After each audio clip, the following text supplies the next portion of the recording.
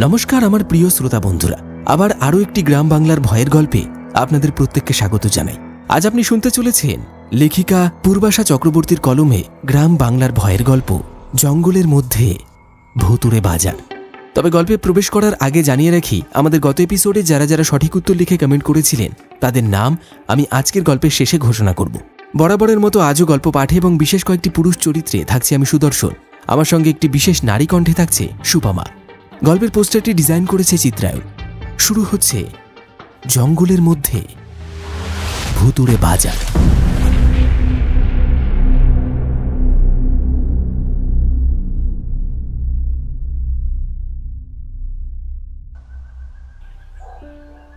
সবে আঁধার কেটেছে কৈমতি গ্রামে। পূব আকাশ ঝলমল করে এই সবে সূর্যোদয় হবে। গ্রামের উত্তর পশ্চিম কোণে এই জংলা বাজারে সূর্যের আলো একটু দেরিতে পৌঁছায়।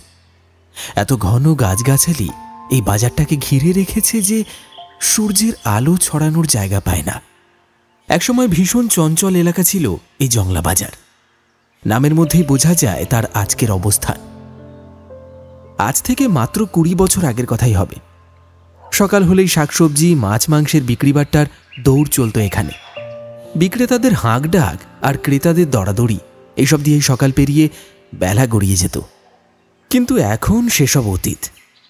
হরেক রকমের জংলা পাতায় সূর্যের আলো পড়ে ভোরবেলায়। আর রাতে এলোমেলো আলিয়ার মতো ঘুরে বেড়ায় কারা? ভুলেও পা দেয় না গ্রামের লোকজন।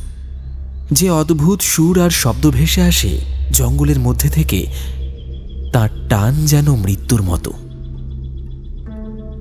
আমাদের জীবন ঘড়ির কাঁটায় বাঁধা। একটা একটা করে দিন কমে আসছে, মানেই আমরা এগিয়ে চলেছি মৃত্যুর দিকে। কোনো এক অদৃশ্য স্টপওয়াচ কেউ প্রথম থেকেই ফিট করে দিয়েছিল আমাদের শরীরে। মাঝে মধ্যেই টিকটিক শব্দে সে জানান দেয় আমরা মৃত্যুর খুব কাছাকাছি আছি। কৈমতি গ্রামের এই জংলা বাজার যেন সযত্নে রেখেছে সেই ঘড়িটিকে। গ্রামবাসীরা বলেন কান পাতলে শোনা যায় একটা টিকটিক শব্দ। কিন্তু কিসের শব্দ? মৃত্যুর শব্দ। হাড় হিম করা ঘটনার সাক্ষী এই গ্রামের মানুষরা। শোনা যায় মাঝে মধ্যেই এই পরিত্যক্ত বাজারের মধ্যে কোনো এক শব্দ ভেসে আসে। অনেকে উৎসাহবশত এই শব্দের সন্ধানে গিয়েছিলেন, দেখে এসেছিলেন হয়তো কিছু একটা। ফিরে এসে হাসি মুখে বলেছিলেন একটা বিরাট বড় ঘড়ি দেখতে পেয়েছি। খয়েরি রঙের সেই ঘড়ির গায়ে সূক্ষ্ম শাখা প্রশাখা, আমাদের ঘরের ঘড়ির মতো। ঘন্টা মিনিট আর সেকেন্ডে বাঁধা সেই ঘড়িটাও। শুধু পার্থক্য একটাই, এই ঘড়ি চলে উল্টো পথে। ভাবতে অবাক লাগলো ব্যাপারটা, তাই না? তবে এই ঘড়ি কিন্তু কোনো সাধারণ ঘড়ি নয়। গ্রামের মানুষ বলেন অভিশাপ। এই ঘড়ি নিয়ন্ত্রণ করে মানুষের মৃত্যু। ভুলেও একবার এই ঘড়ি যদি কেউ দেখে ফেলে, তার পরিণতি হবে ভয়ঙ্কর। মানুষের জীবনে মৃত্যু অনিবার্য ঠিকই, কিন্তু এই ঘড়ি একবার দেখে ফেললে তার মৃত্যু এগিয়ে আসবে দ্রুত। কমে আসবে তার জীবনের সময়, ফুরিয়ে আসবে তার আয়ু। কিছুদিনের মধ্যেই এই গ্রামের মধ্যে পাওয়া যাবে সেই ব্যক্তির মৃতদেহ। আর সেই মৃত্যু হবে ভয়ানকভাবে। ঘড়ির গায়ে যেমন শাখা প্রশাখা আছে, ঠিক তেমনভাবেই শুকিয়ে যাবে সেই ব্যক্তির দেহের শিরা উপশিরা।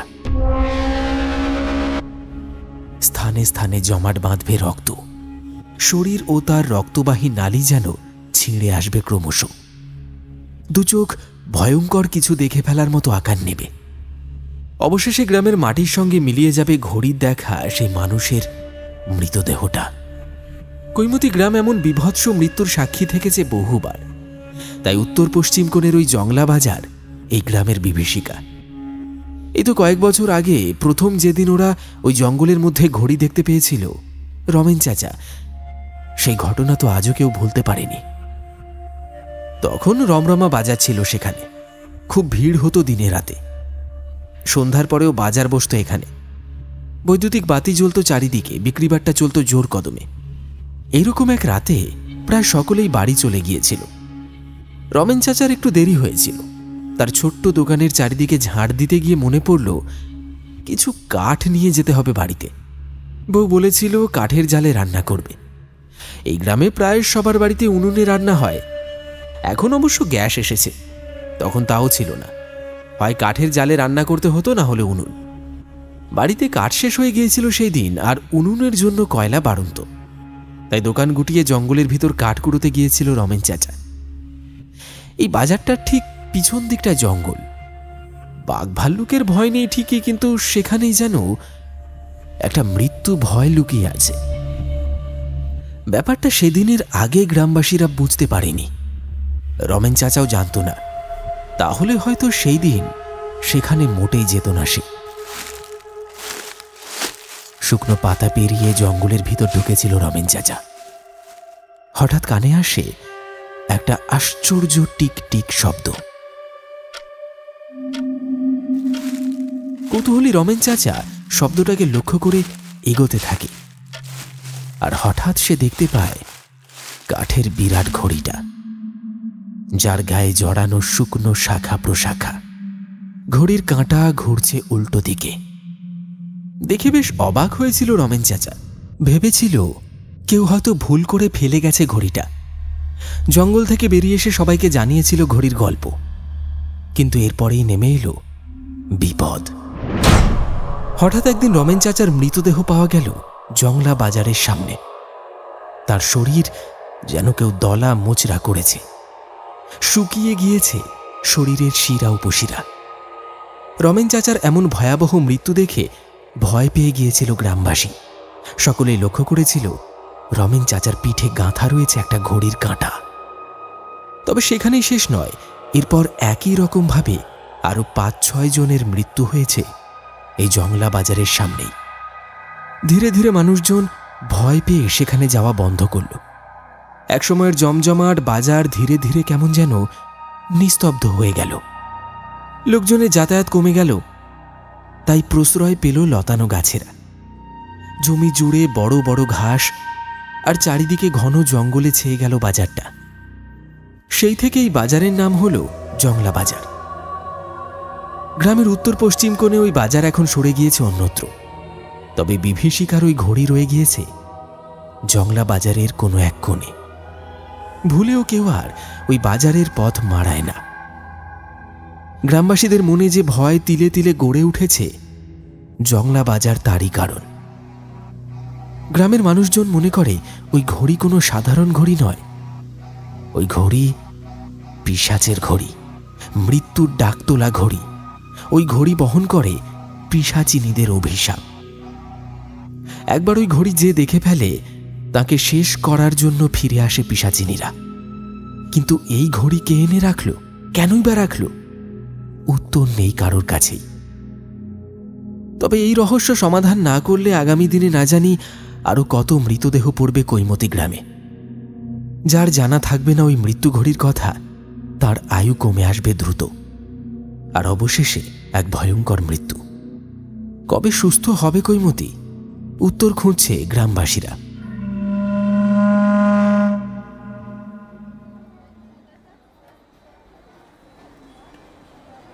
এটা শহর কলকাতার ছবি। এখানে সকাল শুরু হয় ব্যস্ততার হাত ধরে। যেন মনে হয় ঘুম থেকে উঠে সবাই বেরিয়ে পড়েছে বাইরে, ছুটে ছুটে পৌঁছে যাচ্ছে অফিসে। তাই রাস্তায় হাতে টানা রিক্সা, বৈদ্যুতিক রিক্সা, বাস, ট্রাম আর ট্যাক্সির জটলা। আর এসব শুরু হয় সকাল বাড়তে। দিনের প্রথম আলো জানলা বেয়ে ঘরে এসে পড়তেই ঘুমটা ভাঙল অরণ্যের। আজ সকাল থেকেই শরীরটা ভীষণ ক্লান্ত লাগছে। আসলে বিগত বেশ কিছুদিন ধরে অনবরত চলেছে ছোটাছুটি। ইঞ্জিনিয়ারিং পাশ করে এখন সে শখের গোয়েন্দা।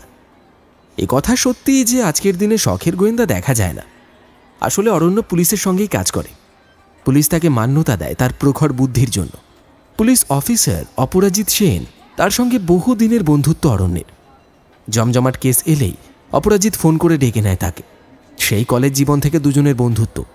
মাঝে অনেকবার বদলে গিয়েছে জীবনের গতি, কিন্তু তবুও নিজেদের শখ আঁকড়ে রেখেছেন দুজনেই। অপরাজিতের কাছে বিষয়টার শখ নয়। সে কলকাতা পুলিশের বিশেষ পদে কর্মরত। মাঝে মাঝে স্পেশাল কেস আসে তার হাতে। গতানুগতিক চাকরির মাঝেও বুদ্ধি নিয়ে নাড়াচাড়া করার খেলা আজও ভালোবাসে অপরাজিত। ঠিক যেমনভাবে ছোটবেলায় শব্দের ধাঁধা সলভ করত খবরের কাগজের পাতায়, এখন সেটা মানুষ বাঁচা মানুষ মরার ধাঁধায় পরিণত হয়েছে। বা বলা ভালো, এটাই জীবনের ধাঁধা। অন্ধকার অলিগলির মধ্যে থেকে আলোর সন্ধান করা, এটা অপরাজিতের দৃষ্টিকোণ। আর অরণ্যের দৃষ্টিকোণ শখের মাঝে কাজের প্রতি শ্রদ্ধা, যেখানে শখ এবং পেশা এক হয়ে যায়। আর ঠিক সেখান থেকেই জট খুলতে থাকে জীবনের। এটা যেদিন বুঝেছিল অরণ্য, সেদিন থেকেই গোয়েন্দাগিরি দায়িত্বে পরিণত হয়েছে। আজকাল উন্নত গ্যাজেটের মাধ্যমে বুদ্ধির প্রখরতা বিচার হওয়া কমেছে, তবে যন্ত্রকে ছাপিয়ে মগজাস্ত্র যে কতটা ধারালো তা তো বহুদিন আগেই শিখিয়ে গিয়েছেন সত্যজিৎ রায়।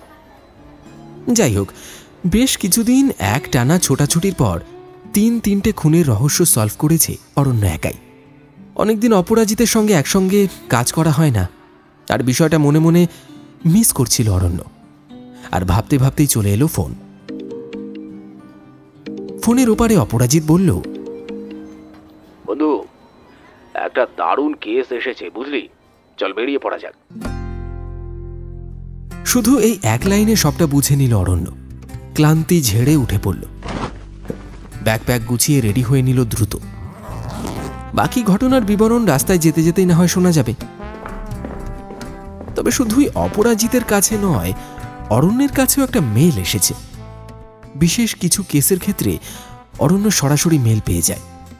নিজের ফোন খুলতেই সরাসরি মেলটার দিকে চোখ গেল অরণ্যের। কি আশ্চর্য, হুবহু একই কেসের বিবরণ। বিষয়টা ভারী ভালো লাগলো অরণ্যের। আগেও 7-5 ভাবত না, এখনো ভাবে না, তবে ব্যাগ কাঁধে রওনা দিল তার স্বভাববশত। অরণ্যর বাড়ির নিচে এসেই দাঁড়িয়েছিল অপরাজিতের গাড়িটা। দরজা খুলে তড়িঘড়ি তাতে উঠে পড়ল অরণ্য সেন। সাদা শার্ট, ব্রাউন জিন্স আর সানগ্লাসের ওপরে অপরাজিতের চোখ দুটো অস্বাভাবিকভাবে জ্বলজ্বল করছে। অরণ্য তাকে দেখে বলল, কি হে, জম্পেশ কিছু মনে হচ্ছে? বিবরণ না শুনেই তুই বেরিয়ে পড়েছিস, এটা আমি মোটেই বিশ্বাস করতে পারছি না। আর তাছাড়া তোর কাছে তো মেল যাওয়ার কথা। এই ব্যাপারটা তুই আর আমি স্পেশাল ব্রাঞ্চের, অন্তত একই মেল দুজনের কাছে যাওয়ার পর আমি তো সেটাই মনে করছি। এবার বাঁকা হাসি ফুটে উঠল অরণ্যের ঠোঁটেও। কৈমতি গ্রামের টাইম মেশিন, বিষয়টা যতটা ভয়ঙ্কর ততটাই আকর্ষণীয়। এর আগে এরকম কোনো ঘটনা শোনেনি দুজনের মধ্যে কেউই, বলাই বাহুল্য গোটা পৃথিবীর মানুষ। টাইম মেশিন নিয়ে অনেক গল্প কাহিনী প্রচলিত আছে, যে মেশিন আমাদের অতীত, বর্তমান, ভবিষ্যৎ নিয়ন্ত্রণ করে। কিন্তু এমন একটা ঘড়ি যা কিনা উল্টো ঘড়ি, যে কিনা মানুষের মৃত্যুকে নিয়ে আসে, এমন অস্বাভাবিক ব্যাপার বিরাট কৌতূহল সৃষ্টি করেছে দুজনের মনে। ডানপিটে নামে আখ্যা রয়েছে দুজনেরই, তাই জন্ম মৃত্যুর ভয় তাদেরকে আটকে রাখতে পারেনি।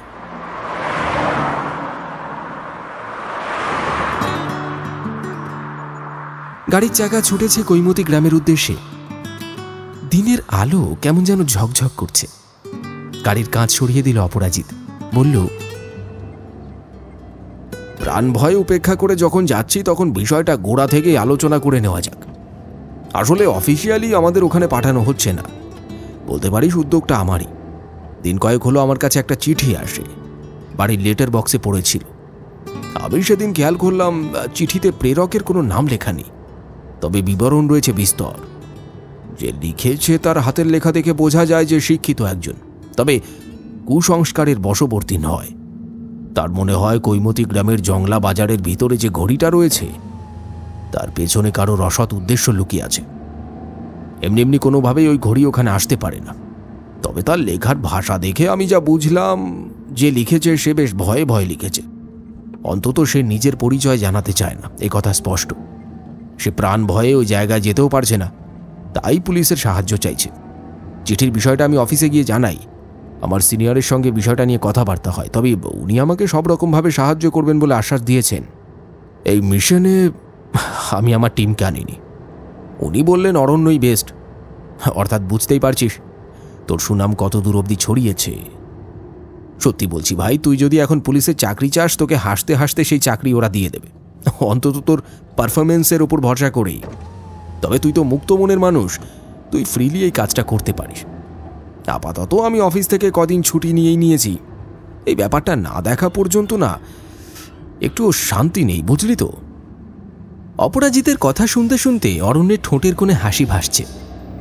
সে জানত কারসাজি অপরাজিতেরই, তবে ঘটনাটা যে গুরুতর সেটা এখন থেকেই বুঝতে পারছে সে। তাই অপরাজিতের কথায় সম্মতি জানিয়ে ছোট্ট একটা সেলাম ঠুকে অরণ্য বলল, চিন্তা নেই বস, আমরা খালি হাতে ফিরব না, আমরা এর শেষ দেখেই ছাড়ব। দুজনে ঠোঁটের কোণে ফুটে উঠল কনফিডেন্স। আর দেখতে দেখতে ওরা পৌঁছে গেল গ্রামের সীমানায়।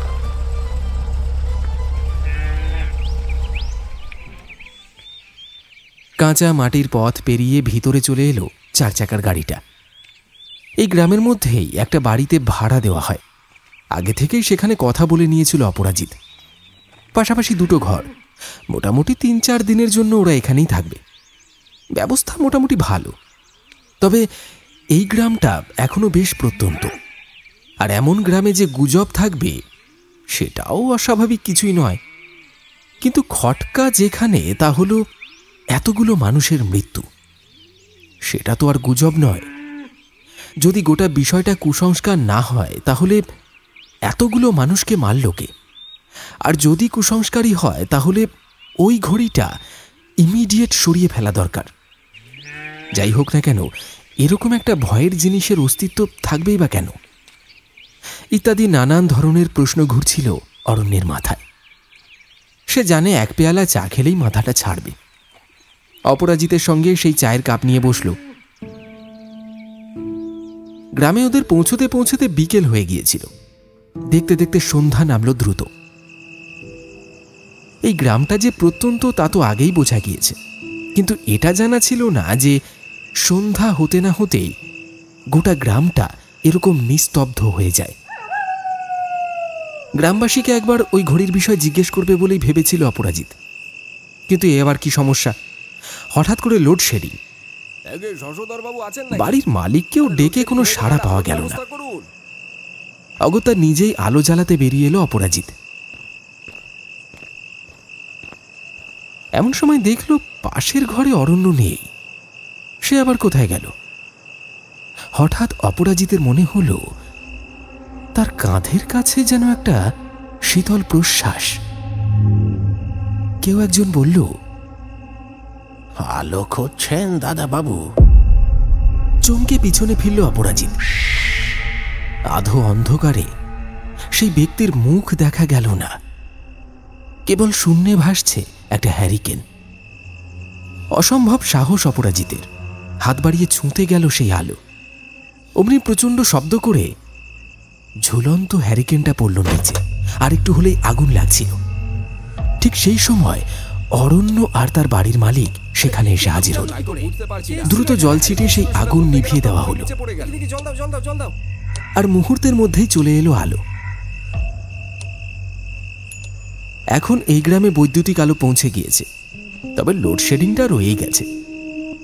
ঘটনাটায় ভয় পায়নি অপরাজিত, তবে ভয়টা রইল অন্য জায়গায়।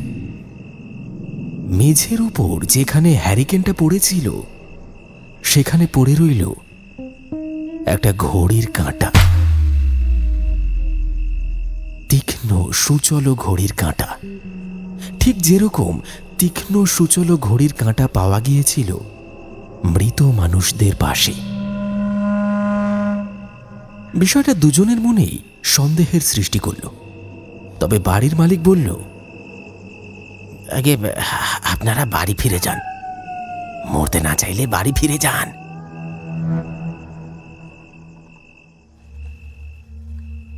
ওদের এখানে আসার উদ্দেশ্য কারোর জানা নেই। তাহলে ঘড়ির কাঁটা নিজে হেঁটে হেঁটে ওদের কাছ অবধি পৌঁছে গেল কিভাবে?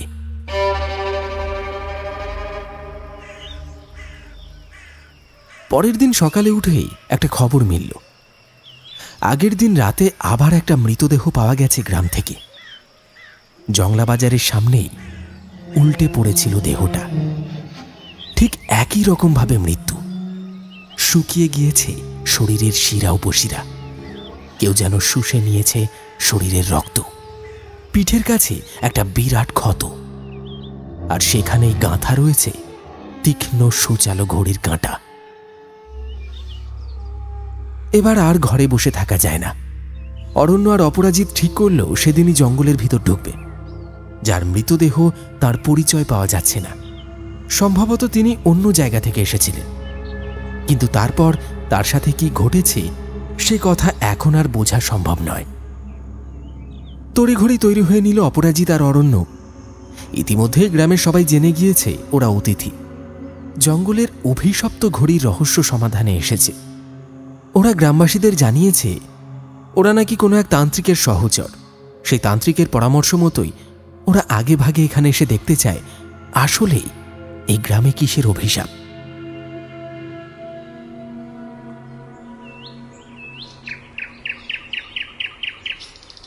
বেলা তখন 12টা বেজে গেছে। জঙ্গলের ভিতরে প্রবেশ করল দুজন। জংলা বাজার নামে পরিচিত কৈমতি গ্রামের এই অংশটা একেবারে পরিত্যক্ত। পায়ে চলার রাস্তা নেই বললেই চলে। গোটা রাস্তা ভরে গিয়েছে নানান প্রাকৃতিক ঘাসে। তবে এখনও এখানে বাজারের মতো অস্তিত্ব রয়েছে, বা বলা ভালো প্রাচীন বাজারের টুকরো টুকরো ছবি। দু একটা দোকানের মতো, যার দেওয়াল ভরে গিয়েছে শ্যাওলায়। মেঝেতেও ঘাস পাতা ভরে রয়েছে। দুই একটা উঁচু বেদি দেখা গেল, সেখানে বসেই একসময় বিক্রিবাট্টা করতেন বিক্রেতারা। এখন তার অস্তিত্ব ভাঙাচোরা। তবে এতটুকু এসেই থমকে দাঁড়িয়ে পড়ল অপরাজিত। এই জায়গাটা যেন গোলক ধাঁধা। 3 দিকে চলে গিয়েছে 3টে রাস্তা। কোন রাস্তার শেষে রয়েছে সেই ঘড়ি? সন্ধ্যা নেমে গেলে এই জঙ্গলে বিষাক্ত পোকামাকড়ের ভয়। কুসংস্কারে বিশ্বাস করে না ওরা, কিন্তু জীবজন্তুর ভয় এড়িয়ে চলার নয়। অযথা সময় নষ্ট করতে চাইছে না অপরাজিত কিংবা অরণ্য। যতটা দ্রুত সম্ভব ঘড়ির কাছে পৌঁছতে হবে। হঠাৎ একটা বিষয় নজরে পড়ল অরণ্যের। মাটির উপর একটা পায়ের ছাপ। এ আবার কেমন আশ্চর্য বিষয়! কেউ হেঁটে গেলে তার তো 2টো পায়ের ছাপ থাকবে, কিন্তু এখানে দেখা যাচ্ছে একটা পায়ের ছাপ। নিমেষের মধ্যে একবার চোখ তাকাতাকি করে নিল দুজনে। ঠিক যেই দিকটায় ওই একটা পায়ের ছাপ গেছে, এবার সেই রাস্তাটা ধরল ওরা। দেখাই যাক না এই রাস্তার শেষে কি আছে। এই গোটা এলাকাটাতেই ভাঙাচোরা দোকান, শ্যাওলা ধরা পুরনো ডাস্টবিন আর জং ধরা গ্রিল চারিদিকে ছড়িয়ে ছিটিয়ে আছে। ঠিক যেন সিনেমায় দেখা সেই ভৌতিক প্রেক্ষাপট। মাঝে মধ্যেই শন শন শব্দে চোখ ফিরিয়ে দেখতে হচ্ছে কোনো অজানা বিপদ, নাকি শুধুই হাওয়ার শব্দ।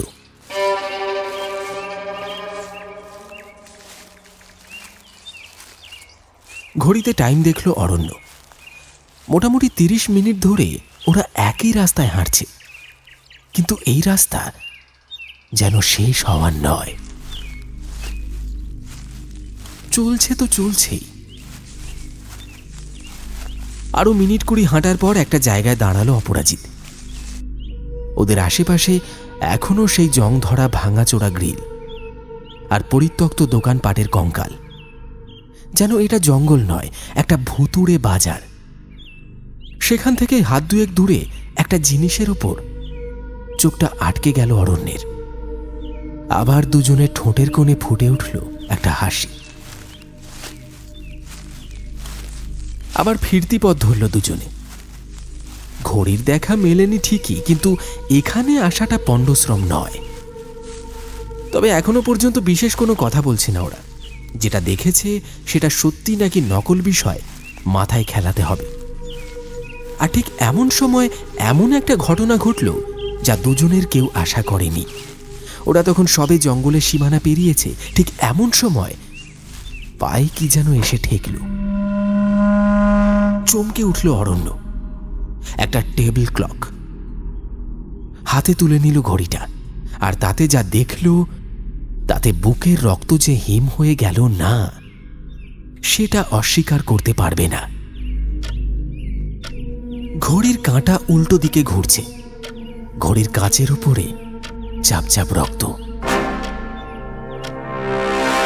আর একটা কাঁটা অদৃশ্য।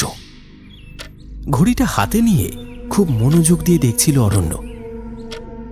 আর ঠিক সেই সময় একটা মহিলা কণ্ঠের চাপা কান্নার আওয়াজ জঙ্গলের ভেতর থেকে ভেসে এলো। চমকে পিছনে ফিরে তাকালো ওরা, আর যেটা দেখল সেটা আশা করেনি। ফের জঙ্গলের মেঝেতে আবার একটা মৃতদেহ, ঠিক যেন দলা মোচড়া পাকিয়ে গেছে। ওরা ছুটে গেল সেই দিকে, কিন্তু আবার অবাক কাণ্ড, মৃতদেহটা সেখানে নেই। তবে দূর থেকে ওরা কি দেখল? সবটা গুলিয়ে যাচ্ছে, গুলিয়ে যাচ্ছে সবটা। এদিকে চাপা কান্নাটা যেন ভয়াবহ হয়ে উঠেছে। গিলে খেতে আসছে ওদের। এমন অসহ্য পরিস্থিতিতে আর দাঁড়িয়ে থাকা যায় না। আমাদের ফিরে যেতে হবে, ভয় পাচ্ছি এমন দেখিয়ে ফিরে যেতে হবে। অরণ্যের কথার উত্তরে মাথা নাড়ল অফিসার অপরাজিত। ছুটে বেরিয়ে এলো জংলা বাজার থেকে।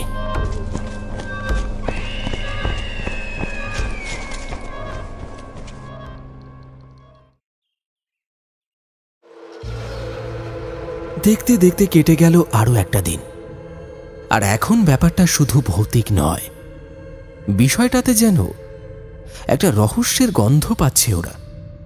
শুধু উদ্দেশ্য আর বিধেয়কে এক করতে পারছে না এই যা। তবে রহস্যের শেষ দেখতে হলে তার শুরুটা জানা খুব জরুরি।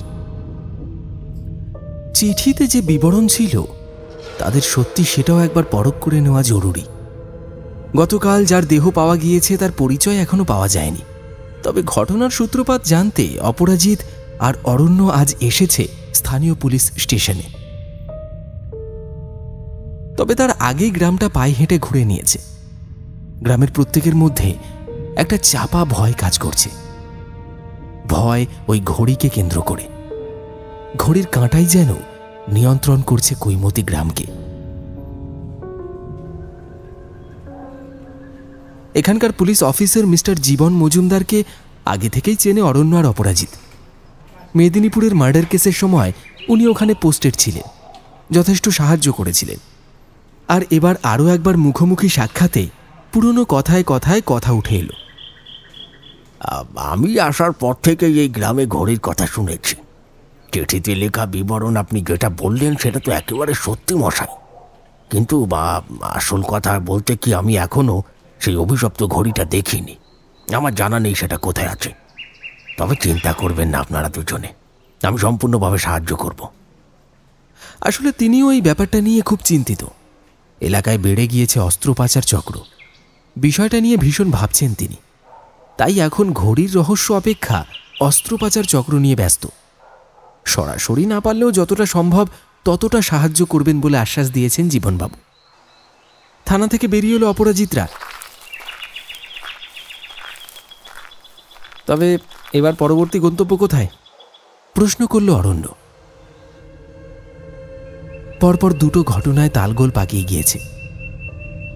জংলা বাজারের ওই অ্যালার্ম ক্লক, মৃতদেহ ভ্যানিশ হওয়া আর চাপা কান্নার শব্দটা মেলানো হিসেবকে এলোমেলো করে দিল। আবার অফিসার জীবনবাবুর একটা কথা অরণ্যর মনের কোণে খোঁচা মারছে। সাধারণত এই ধরনের প্রত্যন্ত গ্রামগুলোকেই অস্ত্র কারবারের ডেরা বানায় দুষ্কৃতীরা। এখানে গা ঢাকা দিয়ে থাকে তারা।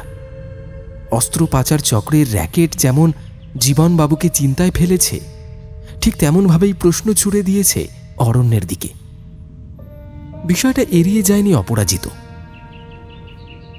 জংলা বাজারের রহস্য, একের পর এক মৃতদেহ আর অস্ত্র কারবারের চক্র কোথাও গিয়ে এক হয়ে যাচ্ছে না তো?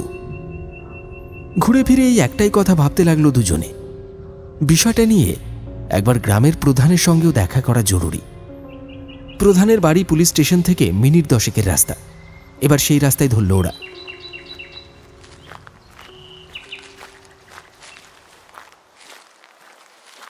মিথ্যে বল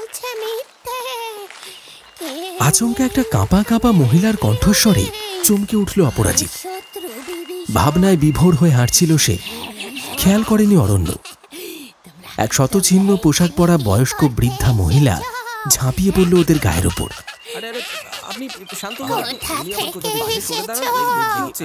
কোনো মতে নিজেকে সামলে নিল অপরাজিত। মহিলাকে আশ্বস্ত করে শান্ত করল।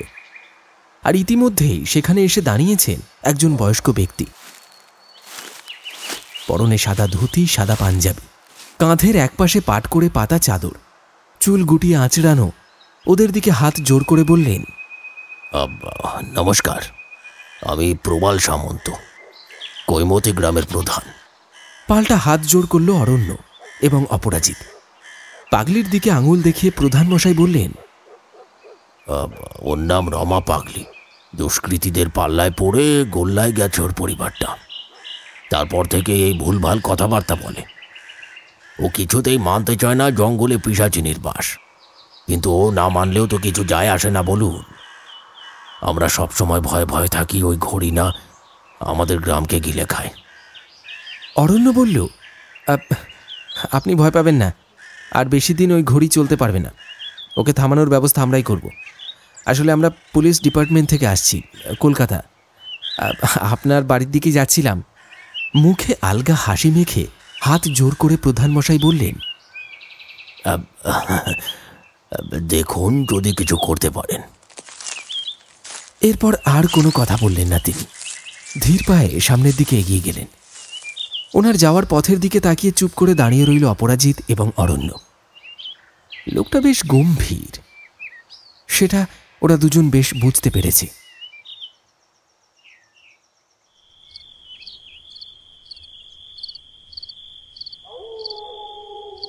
বাড়ি ফিরতে ফিরতে সন্ধ্যা হয়ে গেল। আবার 2 পেয়ালা চা নিয়ে বসলো অপরাজিত আর অরণ্য। চট করে একটা ফোন করতে হবে। অপরাজিত ইশারায় বুঝিয়ে দিল অরণ্যকে, আর একদিন মাত্র থাকবে ওরা। তার মধ্যেই ওই ঘড়ির জারি জুড়ি শেষ করতে হবে। হাতে সময় অনেকটাই কম আছে, তাই আজকে রাতের মধ্যেই যা করার করতে হবে। প্রায় 1.5 ঘন্টা ধরে অফিসার জীবনবাবুর সঙ্গে এক টানা কথা চলল অরণ্যের। কি কথা হচ্ছে তা আগে থেকে জানে অপরাজিত। আজ রাত 12টার পর জঙ্গলের উদ্দেশ্যে রওনা দেবে ওরা।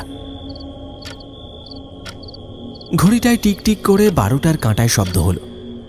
পুরো দস্তুর প্রস্তুত হয়ে জংলা বাজারের উদ্দেশ্যে রওনা দিল অরণ্য আর অপরাজিত।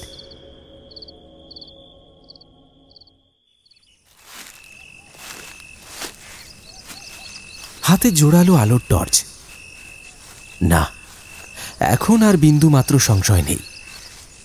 হয় জীবন, না হয় মৃত্যু। তবে কৈমতি গ্রামের রহস্য সমাধান না করে বাড়ি ফেরা কোনো মতেই সম্ভব নয়।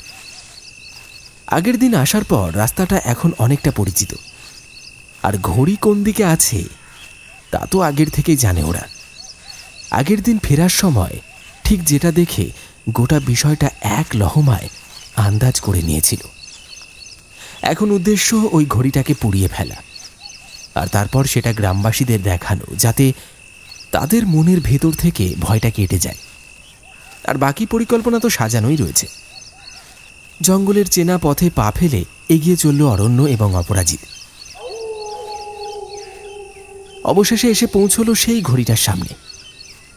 একটা বিশাল আকারের খয়েরি বর্ণের ঘড়ি, যার সারা গায়ে শাখা প্রশাখার নকশা করা। বিশাল এই ঘড়ির কাঁটা ঘুরছে উল্টো দিকে। তাহলে অরণ্য আর অপরাজিতের আয়ু ফুরিয়ে এলো নাকি? মুহূর্তের মধ্যেই একটা কাণ্ড ঘটে গেল। তীব্র শব্দে কেঁপে উঠল জঙ্গল। একটা গুলি ছিটকে এসে লাগলো ঘড়ির গায়ে। মুহূর্তের মধ্যে নিজেদের আড়াল করল। নিস্তব্ধ জঙ্গলের মধ্যে চলল লাগাতার গুলির লড়াই। তবে এবার আড়াল ছেড়ে বেরিয়ে এলো একদিকে অরণ্য আর অন্যদিকে অপরাজিত। চিৎকার করে বলল, আর তো বেরোনোর পথ নেই। পুলিশ ঘিরে ফেলেছে জঙ্গল। অনেক কারসাজি হয়েছে আপনার, এবার পর্দা ফাঁসের পালা। ওদের সামনে এসে দাঁড়ালো এক ছায়ামূর্তি। পাশে তার জনা 5-6 সাঁকড়েদ। সরিয়ে ফেললেন চাদরের আড়াল। তিনি আর কেউ নন, গ্রামের প্রধান। সরাসরি অরণ্যর দিকে তাক করলেন বন্দুক। ওরা জঙ্গলের অনেকটা ভিতর দিকে ছিল, পুলিশ রয়েছে বাইরে, আর পুলিশকে সিগন্যাল না দিলে তারা এদিকে আসবে না। এটাকেই হাতিয়ার করলেন প্রধান মশাই। রিভলভার তাক করে বললেন, বাইরে থেকে এখানে এসে আমাদের অকারণে বিব্রত করবেন না, তাহলে দুটো লাশ ফেলতে আমাদের এতটুকু হাত কাঁপবে না।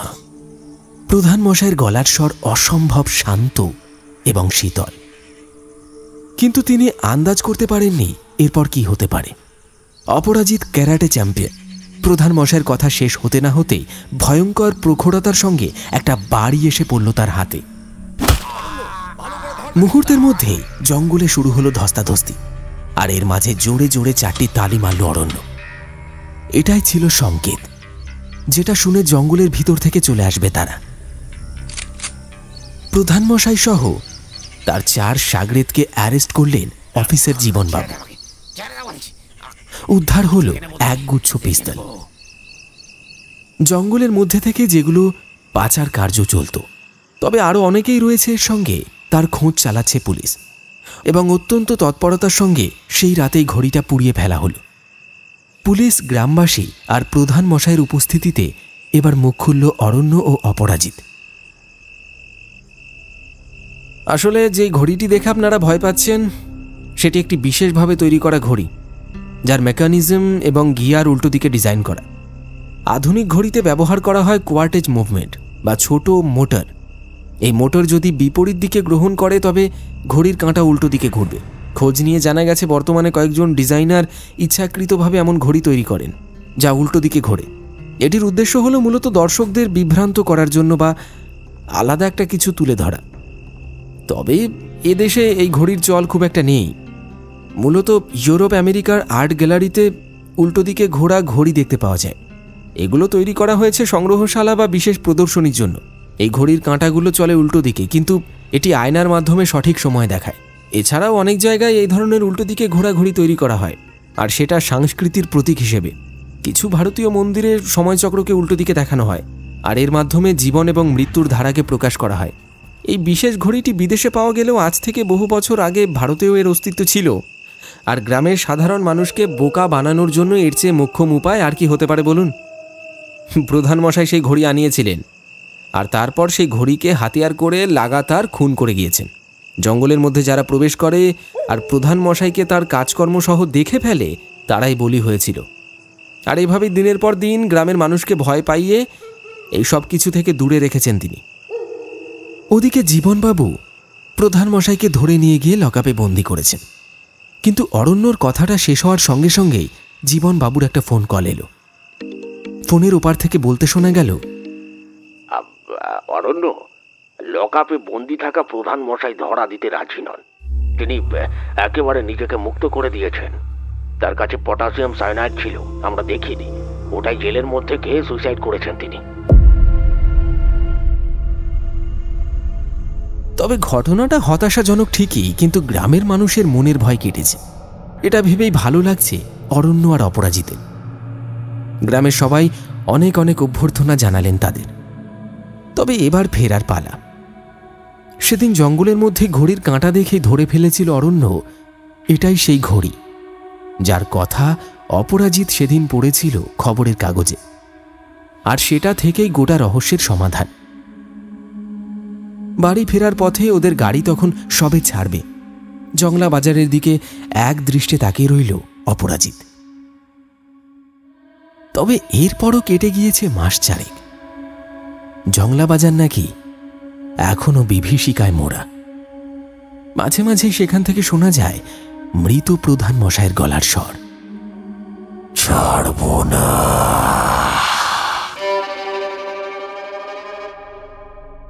কিন্তু তিনি তো মারা গিয়েছেন, তাহলে কিভাবে শোনা যাচ্ছে তার আওয়াজ? কেউ কি এখন জংলা বাজারের পথ মারায় না? কানাঘুষো শোনা যায় জঙ্গলের সীমানা পেরোলেই নাকি ছিঁড়ে খাবে প্রধান মশাই। প্রতিশোধ স্পৃহায় ফুটছেন তিনি। সত্যি কি তিনি আছেন? এটাও তো রহস্য। কে সরাবে এই রহস্যের আবরণ?